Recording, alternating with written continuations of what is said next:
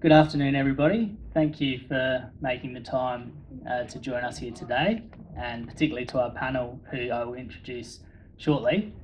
My name is James John, and on behalf of Renmark Irrigation Trust, I will MC our proceedings this afternoon, which is a session on innovation and cultural change, the RIT's Channels to Pipes program, as part of South Australia's History Festival.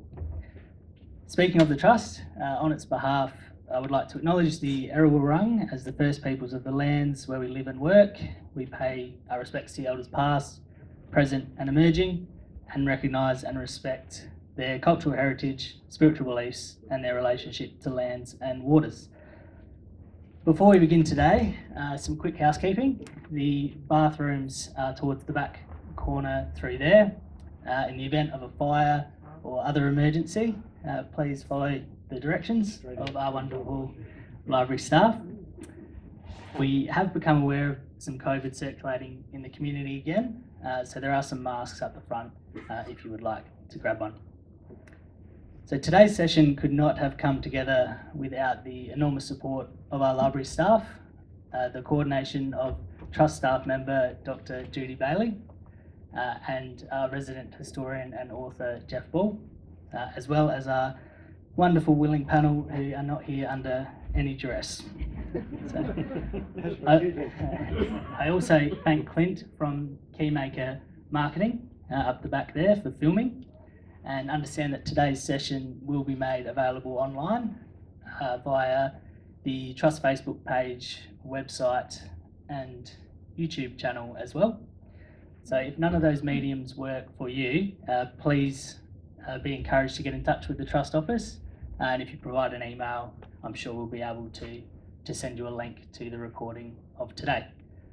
So on that filming note, Clint very kindly has reminded me to remind you that if you don't feel comfortable being on camera, please mention to him, and some technological wizardry, we can blur you out or do something about that. So please just get in touch with Clint up the back there. So Renmark Irrigation Trust, as some of you may know, was the first irrigation trust to convert its channels to a piped network. So while impacting some of the swimming activities of locals, it resulted in a remarkable 33% water saving per year, and resulted in one of the world's most efficient irrigation water delivery system, which continues to today. So each of our panel will share some of their stories and experiences with that conversion program, where we will then open it up to any questions from the audience today. So I will ask you keep your questions to the end, and then we should have plenty of time for that interaction before we conclude with an afternoon tea. So speaking of our panel, I'd just like to quickly introduce each of the gentlemen up here today. So first we have Ray Najar. So Ray was seconded from a local contractor to join the RIT team in 1967. He won the role of Senior Design Draftsman in 1970 to lead the Survey, Design and Installation Works program and assist with the supervision of converting the open channels to the fully integrated metered pipe system we have today. Phil Sims. Phil's father worked in the electricity generation part of the trust in the 1940s and 1950s. Phil was working on his father's fruit block on Arumpo Street, and with the closed pipelines revolutionising Phil's work, as he was able to irrigate when he needed rather than on a roster system. And finally, Robert Tucker. Robert bought his father's fruit block in Nelbuck Street in the mid-1950s. He also purchased a block across the road which was in the RIT irrigation area. Robert remembers the salinity drainage project, which started in 1958. He was employed casually by the Trust from 1958 to 1960 as a chainman who assisted the surveyor to map the outlets of growers. So welcome to you all. I'll now hand over to Ray to get us started. Thank you very much, John, and it's a real pleasure. Do I need to stand or can I stay seated? Is everyone okay if I stay seated? Thank you. You're not what? You're not going to stand? Okay, well, Phil's not, so I won't. Okay. Look, it's a great pleasure to be back here in Renmark. Some of you I know, and I apologise for those of you that know me that I don't recognise, because we've all changed in the last 50 odd years. There's a few that I've kept in close touch with through Lions and through regular Christmas cards and stuff, and Trevor knows what I'm talking about. We've caught up at back to school reunions and stuff like that, but it is great to be here. So I'm told I've got about 15 minutes to try and get the story across, and I'll do my best to keep to that. For those of you who don't know, my father was a fruit grower in Monash, and I went to Glossop High School. The year I was doing my leaving honours degree course, my father took ill, and I left school about mid-year to go and run our fruit property, being the only son. And one day, out of the blue, my headmaster, Mr. Allen Game, was walking up the street in Bury, ran into my mother and said, "Norma, how's Raymond going running the block?" And she said, "He's not. He's pruning peach trees with his uncle. His father got better and came home and they had a blue." Okay. So, as that's what happens when you've got 40 years difference between a son and a father. So he said, "Well, I didn't teach that little bugger 5 years to go and prune peach trees. He better be in my office next week or else." So I rocked up to a meeting, and it turned out it was the resident engineer of the Chowla Dam site.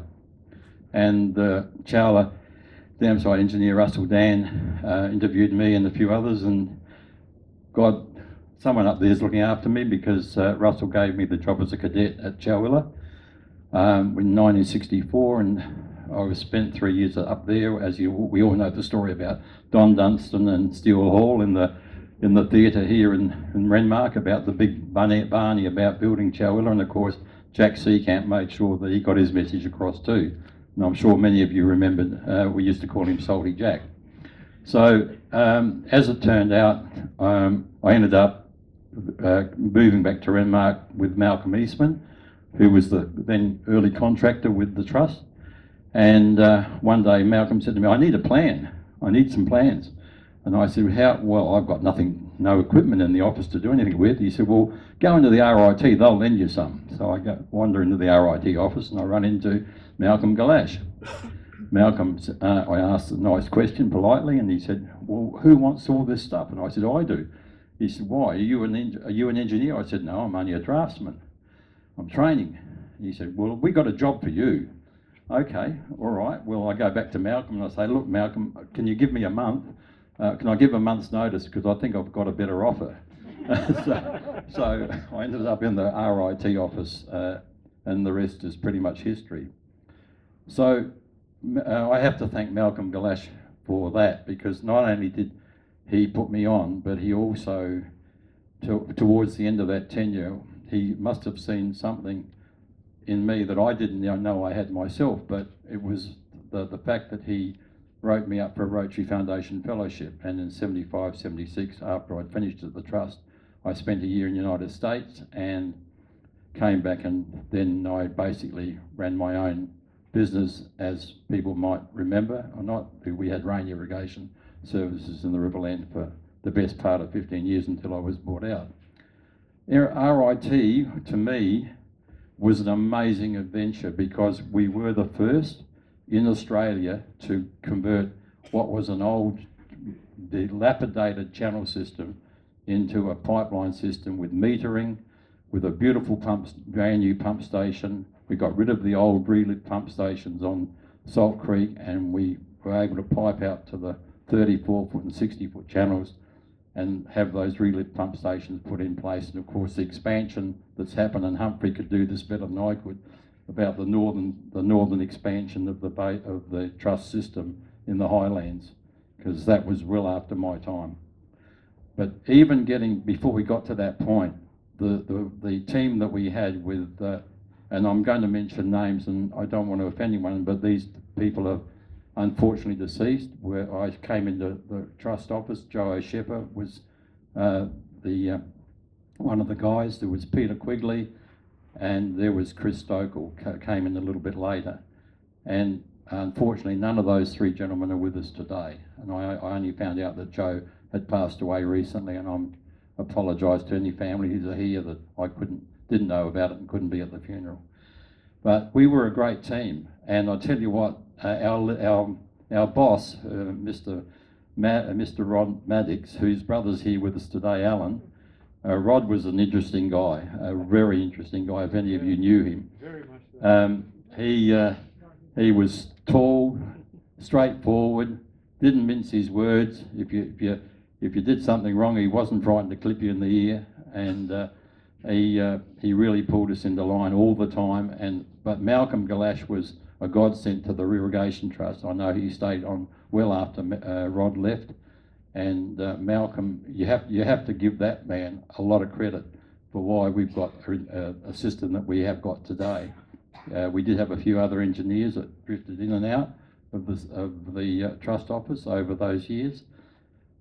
The blessing for me was that we were able to do the survey from scratch. I was sent down to the General Surveyor's office for about 3 days, 1 year early in the piece, to gather all of the geodetic data that we needed to do the mapping for the whole district.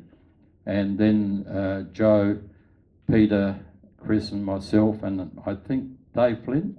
Is Dave here? Where are you, Dave? Way back there. You should be up here, mate. We all got busy, and we all went out with the theodolite that's in the back room behind me, and the old Hilger Watts level, and the wild T1 wild theodolite and chains, and we somehow got it all right, didn't we? We actually were able to peg boundaries and get things going so that there were no arguments between farmers and joint growers on land. When we knew that we wanted to put a pipeline down the boundary, we wanted to get rid of all the channels. And the best part of it all was the fact that, and this is I think what led me for Malcolm to give me the support he did at the end, was that we were able to encourage growers to put pipelines in as soon as we possibly could. So if you had 3 slide outlets on the old channel, we came and said to you, right, let's see if we can put you a brand new meter somewhere in the middle, and we'll help you. I think we subsidised the growers' pipelines, internal pipelines, by every metre that we saved. I think it was about $600+ for every metre that we saved, and that went towards the cost of the growers' internal pipeline system. It was a really great move politically and socially and economically for everybody, because growers gained a lot more land to plant on. They got rid of their channels. They increased their acreage in some cases by probably nearly 10%, I would think, by the time you took all the headlands out. And so there was improved productivity, but the best part is what's been mentioned earlier, and was the massive saving in water that we never had. And a lot of the drainage systems that we built in Rob Tucker's time virtually became redundant, because with the smarter irrigation systems, we just ran out of drainage water pretty much. And I'm not sure, I know I did work on Bullyong Island with Malcolm. Dishes Creek was another one. I'm not sure how much water's going down there at the moment, probably not a lot. All of those things have been a fantastic advantage to the district and to the environment and to the productivity of the district as well. It's unfortunate that we've had, and I got involved heavily with that later in life with the Murray-Darling Association and the government with the basin plan, and the fact that growers were able to sell some of their licence. And I think that, to me, it's a shame that that had to happen when I knew, and I still know today, that there is many, many ways for us to save water in the Murray-Darling Basin, and it's not using buyback, definitely not. And I'll keep fighting that battle as long as I'm capable of standing and talking face to face with politicians and ministers' advisors. So I think I hope I've explained the progress we made through the trust system by the fact that we laid those pipes, we used a lot of asbestos pipe, by the way, they're not doing any harm down there under the ground. I can remember that we were out at the depot, and plenty would remember this, that I think we hardly wore any protection at all, and we were cutting asbestos pipes like there was no tomorrow to make up T's and bends and God knows what. Then we bury them in, once we had them installed, we'd encase them in concrete, and I think they're still there today, and I hope not too many have failed. Otherwise, I've got my name on a couple of them, so Humphrey, have any failed? We have the odd. Okay. Usually asbestos. Usually asbestos, it would be, it'd have to be. Come down to Rumpo Street, there's a joint every 10 metres. But that's the pipe, not the The joint. pipe. Yeah, I had nothing to do with making the pipe. They're converting to stainless steel now. Oh, great. All the fittings, are they? Yeah, that makes sense. So I might leave it at that and pass the baton on to the next person, and we can, if there's any questions, I'm sure I hope I can answer them. Thank you. Thanks, Ray.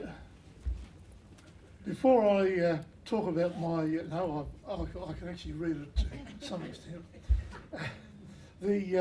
I'd like to describe where I live first so that you get an idea of my association with the RIT. In fact, I lived as a young child just over the road from where the RIT depot is now. But between where the RIT depot is now and our house was the 34-foot channel.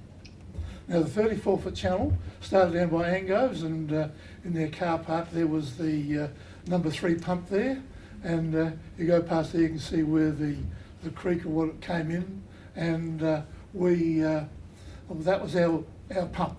And of course it came up and started on Bookmark Avenue and went down past where the Trust depot is and past our place, which was sort of diagonally across the channel from the RIT depot. Now first, in those days, when we went home to our house, we lived in Arumpo Street, and Arumpo Street finished at our house. Where the 34-foot channel is, or was then, there was no road, it stopped. It came up from Etowanda Street, it came up a couple of 100 metres, and it stopped at the channel. And our drive was the last drive in to the left on there. So that was how it was for many, many years. The Trust, many, many years later, because they were at that time, they were the local government, and they then made a road, a Rumpo Street, put the whole thing right through. But I'll talk about that again a bit later on. But my first memory of irrigation channels was at the 34-foot channel, which went right past our house. And when I was quite young, Mum and Dad would take me down, sit me in where the bulkhead was, where the water came into our property, which was only probably about a foot deep, and I was there while they hopped into the channel and swam around, and there I was sitting on where the bulkhead was. And back in those days, the bulkhead was two rows of boards with dirt put in between them, so that when we irrigated, we had to dig the dirt out and then pull the boards out, and you could pull the boards out to help regulate the flow you wanted into your property. And of course, that was great, and especially when we were irrigating, we could, my sister and I, we could sit in, there's a little channel right by our house, and enjoy the swimming in that. Of course, our next door neighbour got a bit upset when we used to sit in there, and of course the water would be flowing past them, and he was yelling out, "Get out of the channel, you're stopping the water coming to our place." But that was, they were really great times. And unfortunately I've got to, I don't know whether I can blame the RIT for this, but as a result of all the swimming I did in that channel, I'm now partly deaf. I've got abscess in my ears. Year after year I'd have an abscess in my ear, so in the end one became fairly holy, and it didn't recover very well at all. So of course, when we swam in the channel, there used to be, occasionally there were fish. Little fish would come along, and we had a low bridge which went across, and the channel was probably several metres wide, the 34-foot channel. And this low bridge dipped into the water, and we used to walk across, we had a wire and walk across there to our neighbours who lived on the other, we were great friends with them. But our cat would go down and sit on the bridge, and it would be there going, you could see the fish coming, and they were there trying to, and they were catching these little fish that came out. And quite often the fish had no head or no tail or whatever, but sometimes there were fish which were in pretty good nick, and we used to go and catch them, probably put them in a jar or something, take them home, and then next week Mum would throw them out when they died. But, that was the way it was. But I must admit that I did learn how to swim in the channel, and I do remember it gave me a win for the backstroke for Tinter in the high school swimming one year. I won the backstroke, and that was just purely backstroking in the 34-foot channel. Well done. Now, of course, the 34-foot channel, when it was dry, every time there were gangs come in, and they'd be either using bitumen or cement, depending on how bad the cracks were, to repair those cracks in the channel. I could imagine that when Ray was talking about the amount of water that was saved, certainly the cracks in channels would have, even in good concrete channels, would have lost a lot of water. So he could well imagine, we all can imagine the losses of water in some of those super channels in Victoria and New South Wales that just dirt. Anyway, of course, after many years, we bought a property over the other side of the channel from where we lived. And of course, we had a tractor, and the only way to get the tractor to that property, just across the channel, was to drive down to Edawanda Street, around by Angos, back alongside where on the north side of the 34-foot channel, back to that other property, which we did for a few years. And Dad thought, hell, I might put a bridge across the 34-foot channel. So he had this bridge, beautiful steel bridge made. It was made with a long thing, and it had rods in the bottom to sort of help support the weight of the tractor going over it. So he put that on there, and then one day the trust came along and say, pull that off. That little beam of down there is blocking the flow of the 34-foot channel. So Dad flipped the bridge upside down, so we used it that way. So it was like that until things changed. But of course, as I say, we bought the property over the channel, not the one immediately by the channel, the one next to that. And so we would have to drive that long way around, but then when this was done, we could drive across this bridge, and it made it a hell of a lot shorter. So of course, now the other thing was that from our property going down with the 34-foot channel went along through the, as you know, or most of you know, I think that in that part of Renmark was 10-acre blocks. And we had 4 acres on our side, and the property on the other side was 3 acres, and the trust had 3 acres through the middle where the 34-foot channel went. So there was 3 acres of Chafee unallotted land, as it was called. And anyway, so we had this other property, but then with this little bridge we had over the channel, we were able to take our tractor there.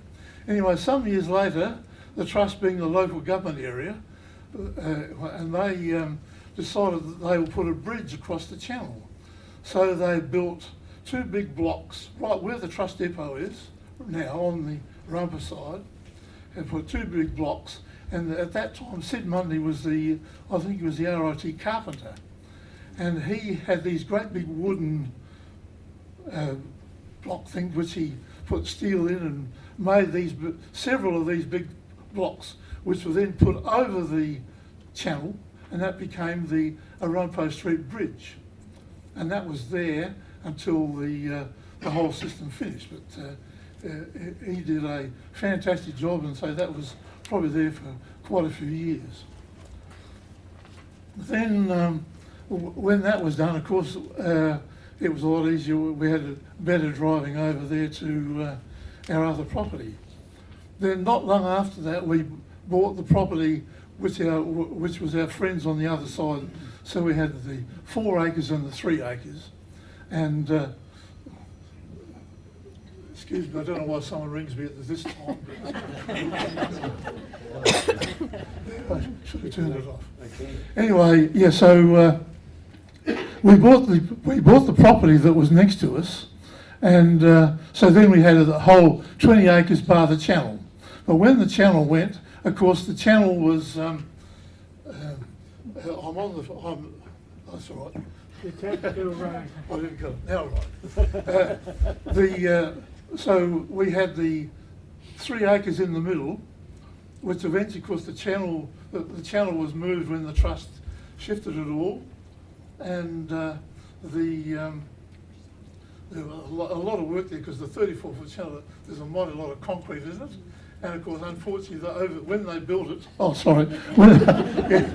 when they built it, they pushed up a lot of the dirt from either side of the property in their 3 acres, and of course, when that was all cleared up, we were left with a bit of a sort of not the best of soil there, but it does grow pistachios these days, so it's still hanging on.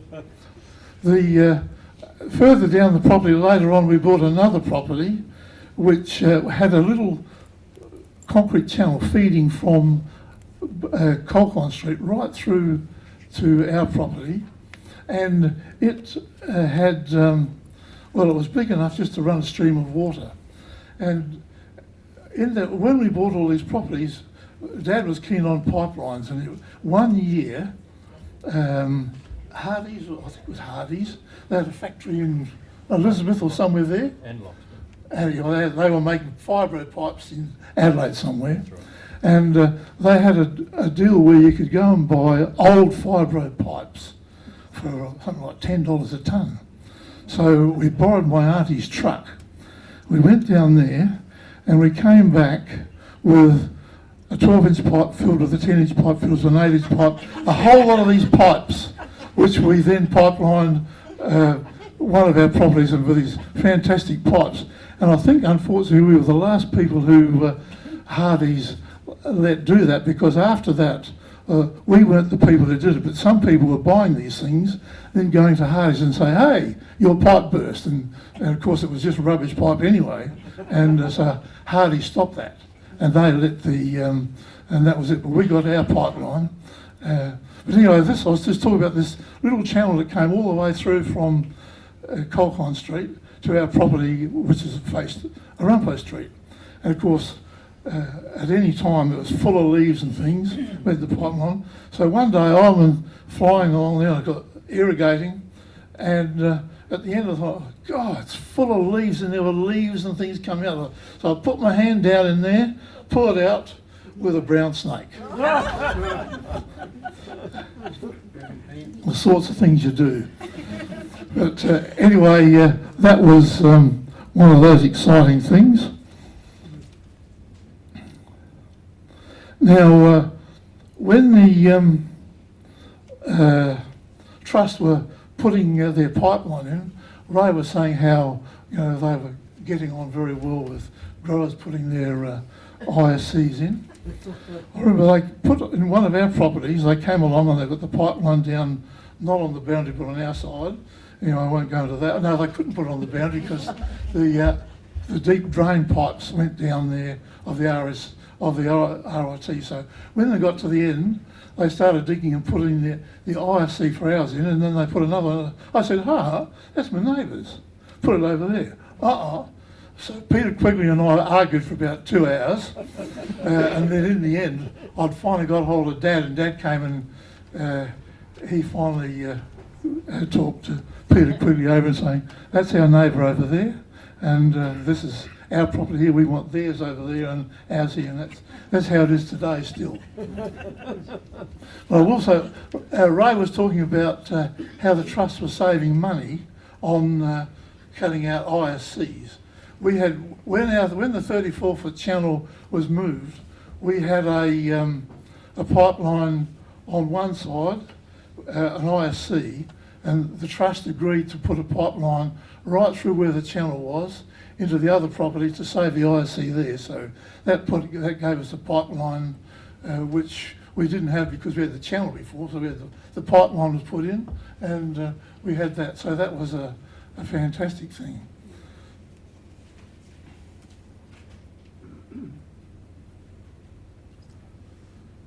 Now, when I was going to do this talk, I thought I was going to talk after this fella because he was one of the first people to get this irrigation being out in Block E. And as it turned out, of course, where we were the last people to get pipeline because of the channel, the 34-foot channel had to go virtually till the last day before all the pipes came in. So we were several years behind the lucky people of Block E. I used to sort of drive at their occasion and think, God, how these lucky people have got all this system with how their water goes. Now there's one thing about that we were fairly well organised, we growers. We had the water joes who came around, and they sort of come around. I can remember laying in bed one morning, and then Ron, Betsy, go, hey, get up, get the water going, because the channel, the 34-foot channel, if the people weren't taking their water out, they'd be flowing. I mean, and with the 34-foot channel, there was a track on the other side, and the truss would run up and down there all day, pulling a board out down there. And there's another big channel went off and pulling that board up and pulling boards back to keep and adjusting the flow down by the pumping station. But anyway, yeah, we got water joes were a great thing. You know, I was sort of interesting looking at the progress. I don't know whether that's the word with them, but because they all around on bikes, then they all got motorbikes, and then they finally got utes. But over the years, I think there were quite a few of them. Certainly, most of them were probably hit and injured, but I think there were one or two who were killed. And in some ways, there should be maybe an honour board for those water joes who were killed on the job. But that's how my first runnings in were with RIT and the new water system. Thank you. Well, it looks like my turn to entertain you people for a few minutes. I'm to deal with the main channel out in Block E. It was one of the last areas that were taken up by the RIT to put water on. The main channel started at Gore Street, the corner of Gore Street and 7th Street. It ran along 7th Street to Bawarrina Street, right along the edge of the road, along Bawarrina Street, and nearly back to 8th Street, where it headed towards Coulton. And it was a few chain in from the actual 8th Street road. So it went through people's property until it got to where the Renmark North School is, and that was Warrego Street, and it did a right-hand turn there and headed towards 7th Street, turning right about halfway along there, heading across Darling Street, halfway between Darling Street and Nelbuck Street. It did another right-hand turn and headed for Row Creek. You've got to remember, this is the days back in about 1921-22, and there was very little control over the amount of water that was pumped, but they had to have an overflow channel. So the water that was pumped, and there was too much water in the channel, somebody shut down, it ended up back in Row Creek, so they could recycle water. Block E being such a flat area compared to some parts of the RIT area, the channel had to be built above ground, because if it wasn't above ground, how do you get water out with gravity? So in places it was anywhere from 1 foot to 3 feet built up. Now, to do this with horses and scoops, sorry, I'll go back a bit further, they worked out the design of where the channel was to go. And with horses and scoops, they took out dirt from either side where the design of the channel was to go and built up a big bank. And the bank would have been about 12 feet wide and about 4 feet deep. And then they went along and took out the centre of this big bank to make the channel. And the dirt from that went over the sides. Where the dirt had come out from, some places the earth, the bottom of the hole was 3 to 4 feet deep. A lot of places it was only 2 feet. And that was called a burrow pit. I don't know whether anybody knows what a burrow pit is, but that's what it was called. And I think that name might be an old English term. But eventually the water got through and it was only a dirt channel. And in about 1936, 37, the amount of water that was being leaked into the burrow pits, they had more water in than what the channel did. So the RIT decided, yes, we better concrete that. So again, out with horses and scoops, and they remodeled the channel and put in concrete. The bottom was about 3 feet wide. The sides were about 4 foot high, but on a 45-degree angle, and it was about 10 to 12 feet across the top. It was too far to jump across, and it held about 3 foot 6 of water. Now, that stopped a lot of leakage. There was very little water in the burrow pits. That concrete channel worked very well, but after about 20 years, it became a big sieve.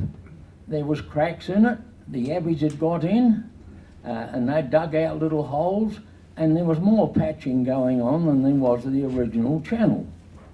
And of course, that was one of the reasons that RIT decided to go a pipe system. I had an uncle, Scotty Anderson, who had a block on Calgoa Street, and I was working for him at the time, and he'd been to an RIT meeting.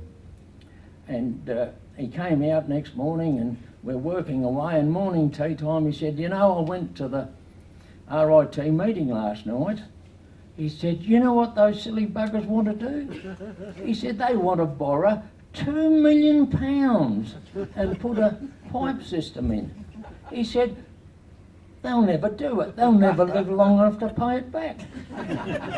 Well, anyhow, I heard recently, in the last few years, that it ended up to about £3.5 million, and the debt has been paid back to the state government. So I'm afraid my uncle wasn't right. The concrete channel, the blocky main channel, is approximately 3.5 miles long. That was concreted in about 1937-38. At that time, there was over 100 children at the Renmark North School, and these children, they thought they were the greatest children in the district or in Australia because they had a 3.5 mile long swimming pool.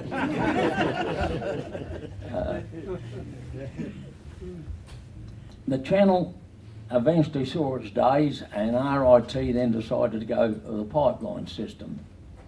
The pipes were put in, and I was lucky, I was one of the early ones to have the pipes onto our property, and I had a property on Block East side of Nilbuck Street. And the main channel of the size dimensions I mentioned finished at 7th Street, and then it had about 3/4 of a mile to go, which they classed as the overflow channel, and that little channel was about 18 inches across the bottom, 3 foot sides, and held about 2 feet of water. It was about 6 feet across the top, and if you had a good run, you could jump it. Many a time my foot went in the channel. Now, that was the first area was on this overflow channel to be taken out because the pipeline system was working. Now, the RIT had the job of cleaning up the burrow pits.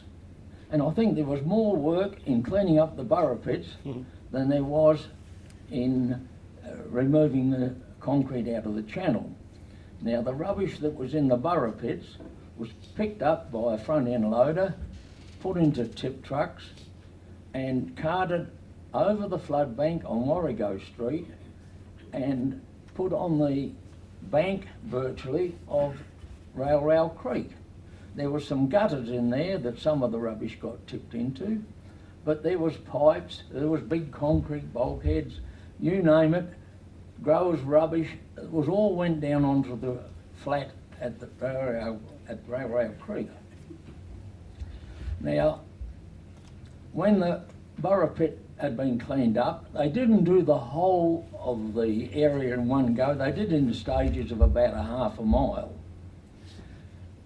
They took a front end loader, it cleaned up the burrow pit, it was still a big hole there, so they edged their way along the side of the concrete channel as near as they could get to it, and there was about a 3'6" drop then, and took that dirt away and put it in the burrow pit. And that virtually filled the burrow pit in this area. Then, when that was done for about a half a mile, quarter of a mile, the next thing, one Monday morning, a truckload of men turned up. There was about 20 men on the back of a tip truck. And they had sledgehammers, crowbars and picks with them. And they set to work in breaking up the concrete. Now, they broke the concrete up to sizes that they could pick up, lift out of the channel and drop on this nice cleaned ground. After a distance was cleaned out of the channel, front end loader came along, picked it up, put it in the tip truck, loaded that up and then took it down and tipped it onto the flat adjoining Rail Creek. After that, this section of about half a mile was done, the front end loader, I don't know whether it was the same one, but the front end loader came back and started removing the remainder of the dirt channel, of the earth from the channel. That was pushed into the other side of the burrow pit, and after a day or two you would never have known that there was a burrow pit, there was a concrete channel there. 6 months later the grass grew and there we were disking it up to keep the weeds down. I don't think there's a lot more I can tell you about that. I know the pipeline system, it works very well, and I'm very thankful for it. Thank you.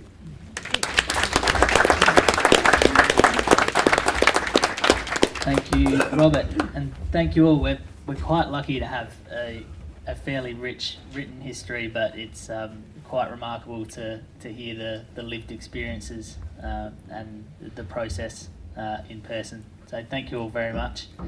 We now have time for questions. So what I might suggest is if you have a question, if you raise your hand, introduce yourself, and perhaps either pose that question to a panel member in particular or just as a general question and see which of the panel might want to take that one. So do we have any questions or comments from the audience? Yes, okay. Ted Townsend, I live in Tarkawara Street, and we want to perhaps getting towards the end of channels being put into our property. It was 17 acres that I purchased, but was only able to used about 9 acres because of a hill, and in the days before channels you couldn't make water run uphill, so we just had to put up with that.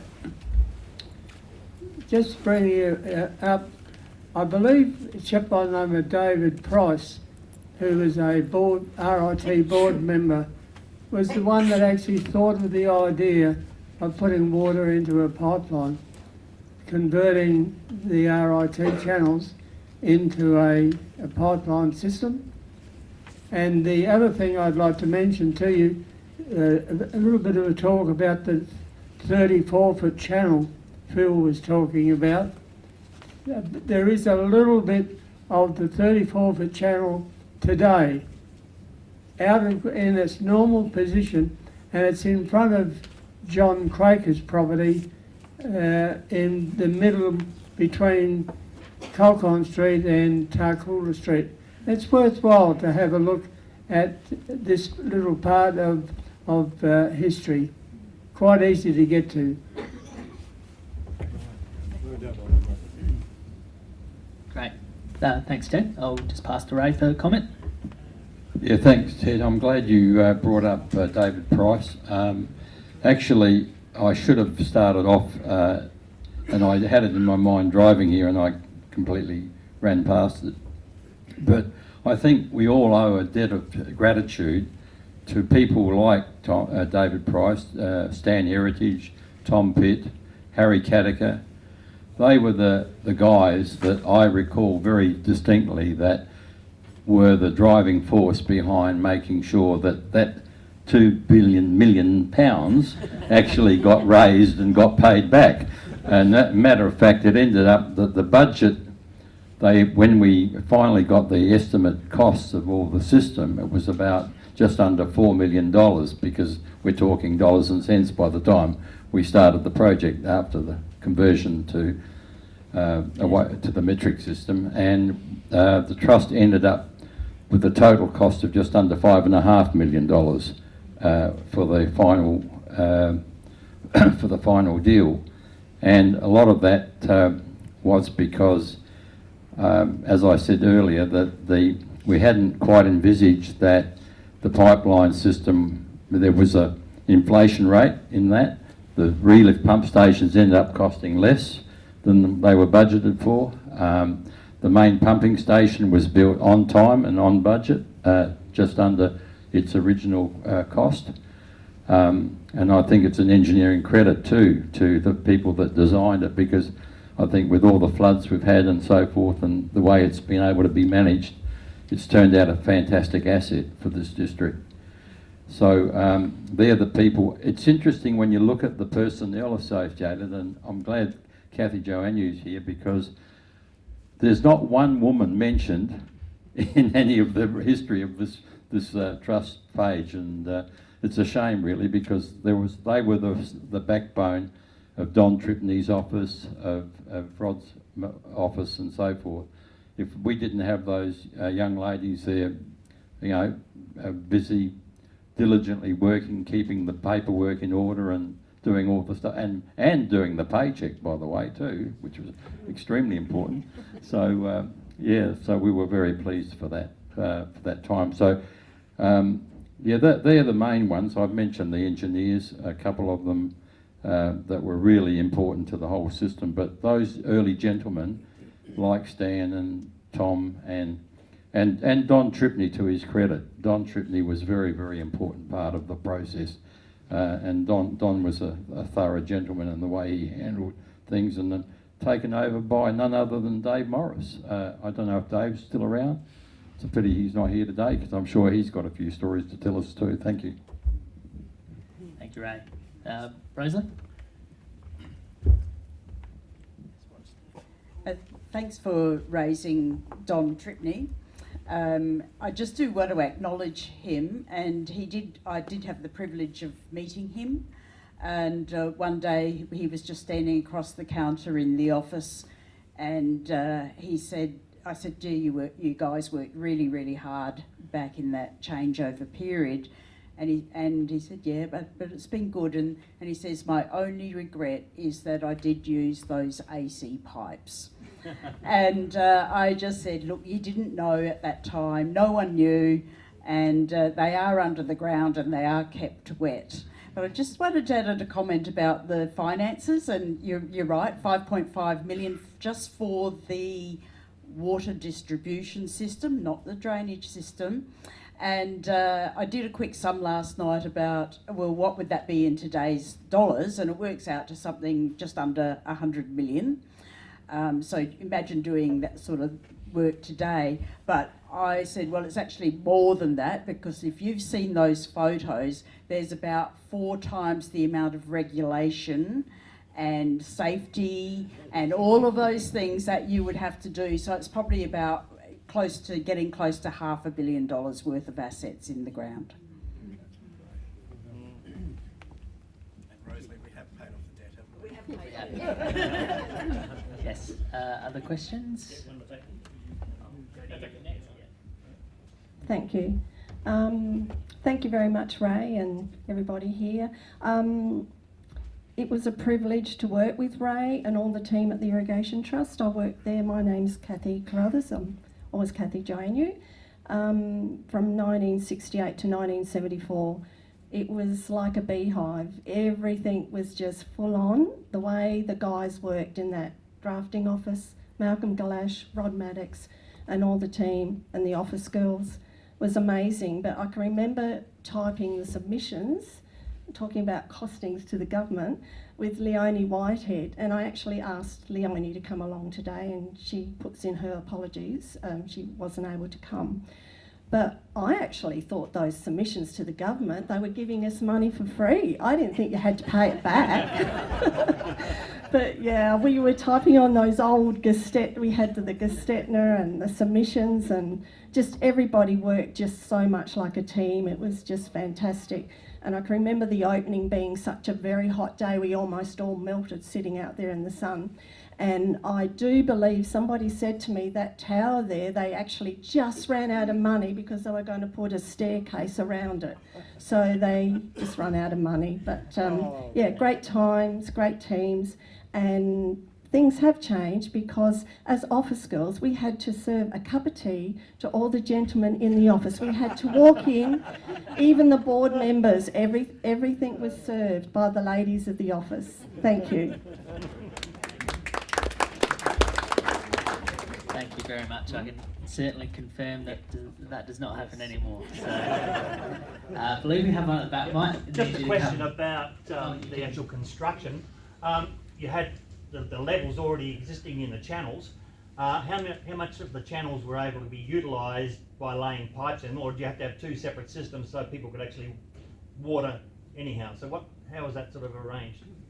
Yeah, the pipeline system wasn't dependent on the channel system at all, because you had a pressurised system that you could actually run independently of the channel system. And you're right, Yeah, that's right. you had to keep them separate for a long time. But you couldn't. Yeah, we went up and down streets. Occasionally we would have gone alongside channels, and as Rob said, we had the burrow pits along the edges of the channel, and they were just a good frog hole. You know, the frogs loved the burrow pits because they were a good home for weeds and reeds and asparagus. I remember there was a lot of asparagus around the place at the time too, which was good. It's healthy stuff actually if you use it right. But no, it wasn't a problem. The pipeline system, being pressurised, didn't have any connection with the channel system at all. Matter of fact, if you look at the layout today and lay it over the top of the channel system, there's no comparison at all. Right, okay. Thank you. Question? Grandfather clock here. Comment. I'll give you a light-hearted side of a very serious topic. The light-hearted side of this is that in about 1950s and 60s, when I was but a boy, I'm maybe a bit older than that, the channels were very good to people like me who was or still am, a keen fisherman. One of the baits we for catching the cod, and of course was yabbies. Now the yabbies, we always could get them after an irrigation. As you know, the channels weren't full all the time. They would run specials and general irrigations, and the channels were dry at times. But the yabbies were the best bait for the cod, and you could always get yabbies in the culverts. I lived out by Renmark or 23rd Street Distillery, and the culvert that went under Industry Road and Renmark Avenue, just on the corner of Olivewood, where the Argo barge is now, that was a culvert with a pipe underneath, probably 3 or 4 feet in the old money, and it always had yabbies in it. So when we wanted to go fishing, we were legally allowed to have drop lines in. We used to put a dozen or 20 hooks on the drop line, and we could go down with a drag net and drag the yabbies out under the culvert, and they were always there. Now the interesting thing, scientifically, someone might know the answer, the yabbies we got out of the culverts were always soft shells. They weren't hard-shelled yabbies like you get in the flood time. They always had soft shells. And the other thing is, why were they resident under the culverts? You'd think when the channel was being used, they'd go somewhere else, but no, always when the channels were dry, there were yabbies in the culverts. So there you go, there's a light side of a very serious topic. Thank you. I also believe that's the first yabbing or fishing spot you've ever shared with me. So very nice. Do you have any other questions? In here, that should reach.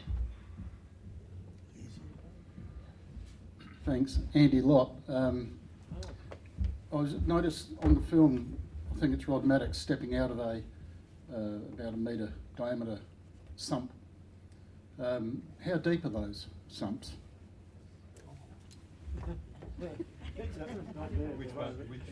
What is it, a valve pit? Yeah. Oh, valve pits. Well, the valve pits were generally, if the pipe was about, it had to be at least 600 below surface level, maybe a little bit more. So the meter, you'd step into it to get down to read the meter. So they would have only been a little bit over a metre. Okay, there are other sumps the same diameter, but much deeper than that. Well, How deep were they, do you know? what were they? That's the drainage system. The drainage. Oh yeah, well the drainage system, of course, with the fed into the caisson system, they could be anywhere down to 3 or 4 metres deep, even. The reason being, I feel More than that. Some drains. Some drains, yeah. A lot more than that, yeah. the reason being. Sorry, the reason being I fell down one night. Well, the opposite got out. And how it happened was, I think it was on an intersection on 8th Street. I was working at the police station here at that time, and someone had collided at that intersection. Of course, they speared off at a 45-degree angle, went straight over that case that had sheared it off at ground level. Oh. So in those days, pre-SES and fire service rescue, I was out there on my own. I parked in the middle of the intersection, lights on high beam on the 2 wrecks. Walked over and did what I could until the ambulance turned up. And then when they turned up, my job was then to just measure it up and get all of the details. So I walked straight back into the headlights of the Police Valiant with the blue beanie going and the headlights on high beam, straight down the hole. And all I could think of was 85-foot depth at Cooper Petey, and I'm going down with the elbows out, thinking, oh shit. Anyway, I missed all of the equipment down the bottom and finished up in about 3 feet of water. And I thought, how am I going to get out? Because I reckon it was a lot deeper than this ceiling. And I thought, I can't get out of here. And eventually there was a head turned up and they said, what are you doing down there? So I'm swimming. Oh, can you get out? No, we'll get a ladder. So they went and got a ladder and put it down, and I was able to climb out. So I was a bit sore and sorry, my knees and ankles had hit something on the way down. And the elbows were a bit scum. And they said that they watched me walk over, and then the next minute there was a torch just doing circles in the air. And I wasn't there. But I wore the elbows of my shirt out going down, I can tell you that. Yeah, it was a very interesting thing, and thanks for making me remember it. would have hit on the way down would have been the tile pipes entering from the blocks. Yeah, that's yeah. what you would have hit on the way down. Yeah. Thank you. So I just had operations manager holding up his 4 metres, are they? They're 4 metres deep, so there you go. 4 metres, yeah. There you go. Did I have another question just here, did I? No? Very good. Any other questions? One from Humphrey. Thanks very much, James. Look, I'd just like to say thank you very much to these 3 gentlemen here who've done a brilliant job in giving us an insight to what that period was like. I was only sort of 8, 10 years old, I think, at that time, and I remember the channels, but I don't sort of remember the changeover very well. And I just think it must have been an amazing logistical effort to run 2 systems at once, and for a long period, and the board at the time I think must have been incredibly brave in making that huge decision, which had like a massive impact on everybody, not just the growers but the whole community of Renmark. And yeah, I sort of admire their guts in making such a bold decision for the benefit of everyone. So thanks very much. I'd also like to really thank Judy and Jeff, who couldn't be here, for putting on a marvellous documentary display and organising it all. Thanks, Humphrey. So we do have another question at the back. Would you come up this way? The cord's not quite that long. Thank you. Hi, I'm Amanda Wells. My grandfather was a grower at Cooltongue, and I'm currently doing some research in environmental history. And I was curious to hear about the connection with Chowler. At the same time, that sort of got nixed in the 67, 68 sort of period, and how that sort of figured into the plans in Renmark and the ability to get the state government to give you guys money to do it. Not give, but lend. Yeah, how that all connected for you guys. I don't believe there's a direct connection between Chowella and the trust. I think the trust system would have happened regardless. I mean, Chowella was a bit of a pipe dream by some people, because they thought, well, let's have our water we need in this state stored in this state. They didn't understand the geography or the implications of evaporation losses and all those kind of things. And I must remember that being straight out of school, going into that job and thinking, wow, aren't I lucky? Here I am learning about soil mechanics and surveying and God knows what else, and I'm being paid to do it. And I thought Chowella was, real Mickey Mouse stuff. I thought it was fantastic. It wasn't until I really started to understand geology better and understand the fact that Dartmouth was a much, much better situation. So, because we can store water up there and we can always get it down the river. I'm going to go a little bit political here just for a second, because it's very important people understand in this room that today South Australia is about 2,500 gigalitres better off than it was before we had the basin plan, because we had the Living Murray program, which gave us an extra 850 gigalitres into the river system, not totally South Australia. And then since then we've had about 1,400 gigalitres of buyback. We've had close to 600 or 700 gigalitres of water saved through works like the Renmark Irrigation Trust did way back, and it's taken a hell of a long time for these guys out there to catch up. I mean, we've done Loxton and Berry and Waikerie and all those other places and all the other small towns in South Australia. And there's a lot of stuff being done in New South Wales and Victoria as well, that we must not ignore the fact that they're not sitting on their backsides waiting for a handout. There's a lot of work. I can remember when Malcolm left here, he went to the Mildura Irrigation Trust. He got so much flack, so much negativity out of that board compared to way he was treated here. And in the end, he just said, bugger you. I'm going to go somewhere where I'm appreciated. And he started his own business in there. And we did Kumiala, we did Baronga, we did so many other things up there that have helped our river system today. But I think the trust board at that time would have thought that we can't keep going like the way we're going, because there were real issues with the borough pits, with the water in the borough pits, with the seepage, with the salt problems that we were having, we were losing productive land in this region. And it was through the trust's vision, the board's vision, that this system today, I don't think you'll find, we recovered a lot of land and put it back into productivity. It's just a shame that we've had the buyback and we've probably lost, I don't know how much we've lost, you'd know the answer to that, but it's substantial, isn't it? And it's disappointing, actually. So, but Chowilla taught us a few lessons about what to do, where to do it, and where not to do it, and that having a major storage in that situation up there, Jack was partly right that there would have been a lot of salt ingress pushed from the groundwater back into the river system, but there were also engineering ways of dealing with that as well. So he wasn't 100% right, but at the end of the day, we got the best deal anyway. We really did. Rosalie? Again, I just want to follow up on that, in the sense of that this is an amazing system here and it's acknowledged as such.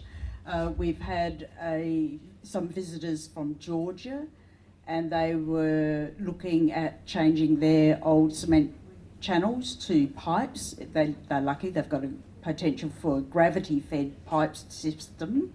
But they came here because they said South Australia, Renmark and Sunraysia now are the most modern irrigation systems globally that they could find.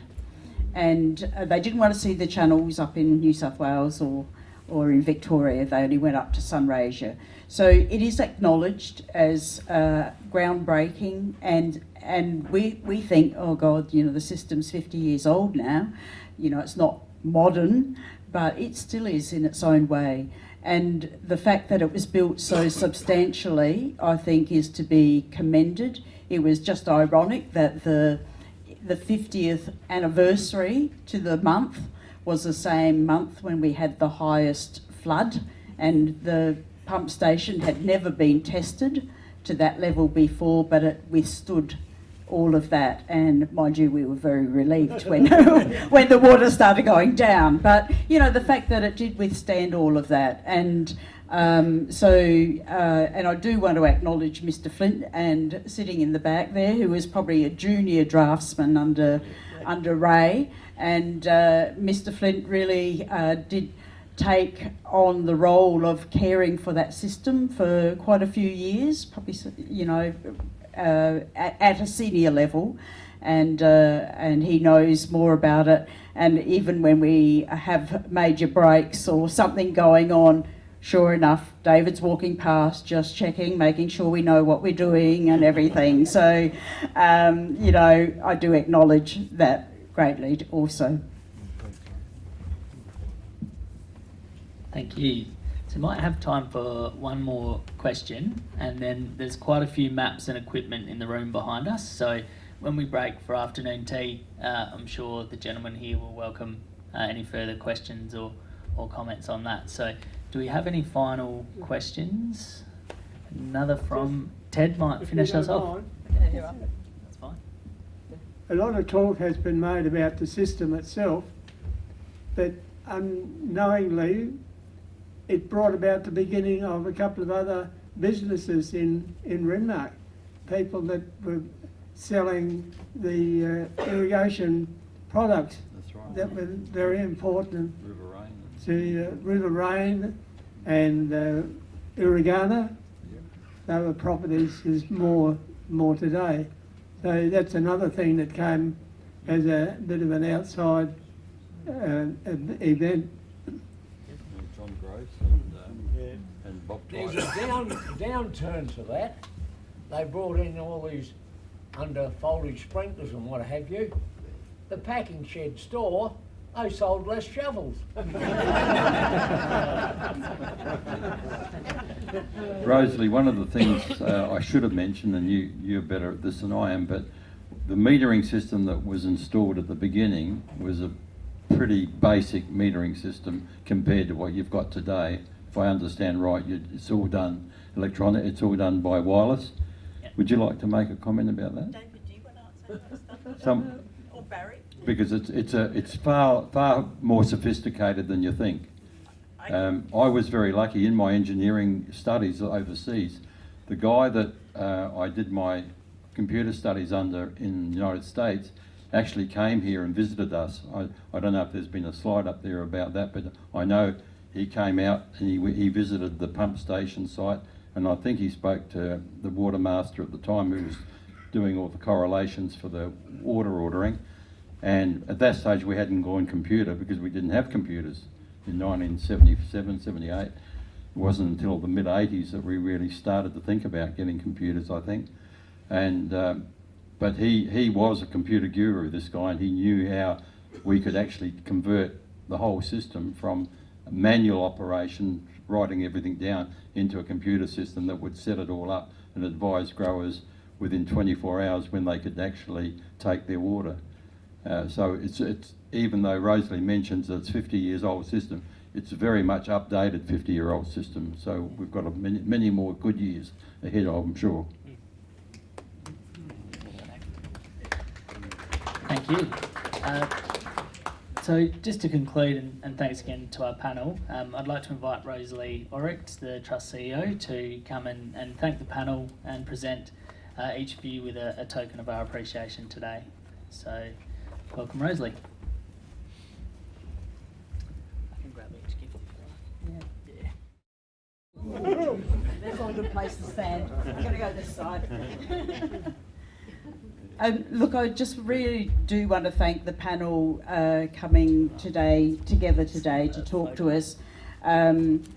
Robert, we haven't talked much about the drainage system, which you have more engagement with or more knowledge of, but I do know Robert also continues to be concerned about the area, because after the flood he came into me and he said, I need to speak to Rosalie, and we sat down and he said, you're going to have trouble.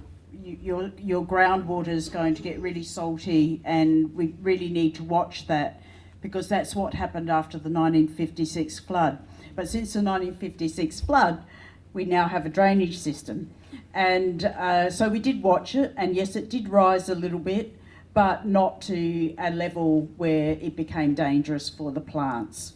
So, and then it did subside. So, you know, someone who worked for the Trust so long ago still is thinking of the area all the time. So thank you, Robert, and thank you for your discussion today.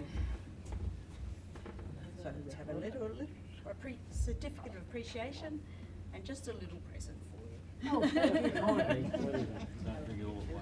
Don't drink it full. Yeah, it is actually. It definitely is full of RIT water. And Phil, you've been a mainstay in the community for a long time, and I also do remember when I first arrived, it wasn't that long after, I think it was Tim Bottom and myself had to come out to your property because you wanted to show us that bridge. It's now, the framework's now in the depot. So thank you very, very much, Phil. Oh, but I also do want to acknowledge, I guess, the change for the actual irrigators themselves. You know, they had to change their ways of how they did things, so they had to put things on their properties to make use of that and maximise the benefit of the new system. So I think Phil's done a good job of representing that today. Thank you, Phil.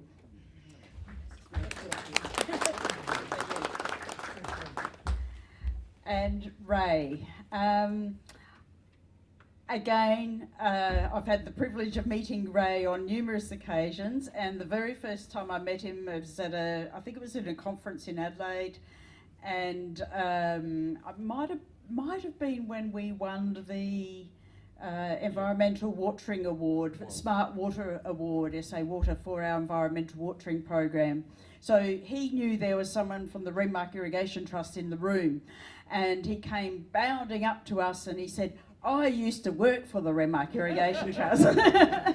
and you could see the pride in his voice, and that he thought it was a great part of his life. And so we do cross paths quite often, and I know he always is an advocate for this area and an advocate for what was achieved. So thank you for coming up and visiting us again. Really, really appreciated it.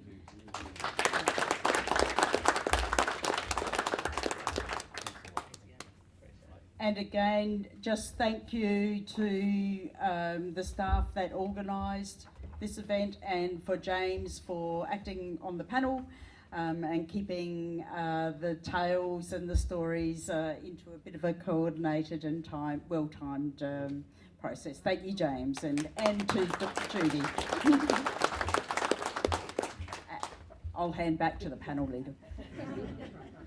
Thank you, Rosalie. So, very timely event, thank you all, and we'd now love for everyone to join for an afternoon tea. So big thanks again to the library staff, such an effort to put it all together. So I hope you can join us, and again do feel free to wander in that room and have a look. So thanks again.